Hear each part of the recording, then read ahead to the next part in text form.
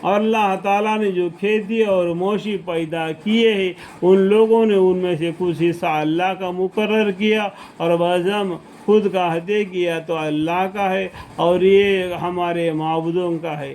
پھر جو چیزیں ان کے معبودوں کی ہوتی ہے وہ تو اللہ کی طرف نہیں پہنچتی، اور جو چیزیں اللہ کی ہوتی ہے اور ان کے معبودوں کی طرف پہنچ جاتی ہے۔ انہوں نے کیا برا تجویز نکال رکھا ہے۔ یہ اللہ کے رزق میں سے یہ لوگ نے اس طریقے سے بری تجویز نکال رکھا ہے۔ سب کچھ اللہ دیا ہے، اس میں سے یہ لوگ کیا کرتے ہیں، اس سے بٹوارا کر لیتے ہیں۔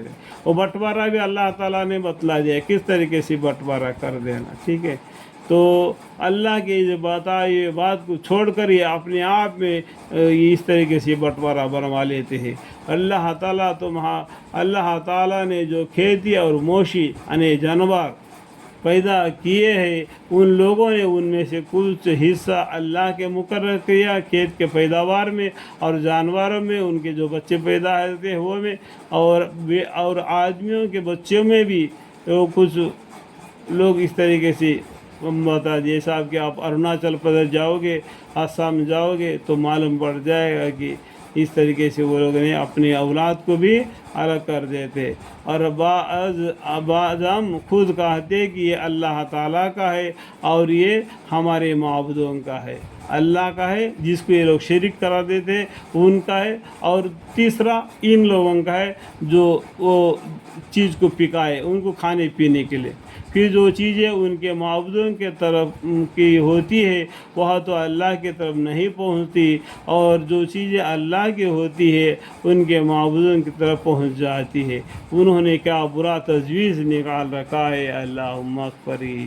اور اسی طرح بہت سے مشرکین کے خیال میں ان کے معبودوں نے اپنے اولاد کے قتل کرنے کا مستحق بنا رکھا ہے۔ کچھ لوگ اپنے اولاد کو بھی قتل کر دیتے ہیں۔ یہ پہلا زمانے کی بات ہے کہ ایسا کریں گے تو اتنا پیسہ ملے گا، وہ ملے گا، اس طریقے سے جادو ویدو کیا کرتے ہیں دنیا میں۔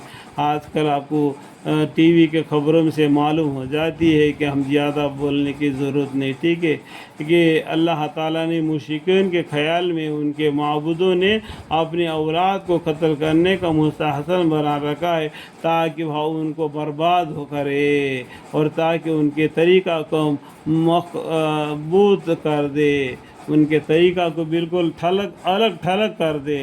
اور اگر اللہ تعالیٰ کو منظور ہوتا تو یہ ایسا کام نہ کرتے، تو آپ ان کو اور جو کچھ یہ غلط باتیں بنا رہے ہیں یوں ہی رہنے دیجیے۔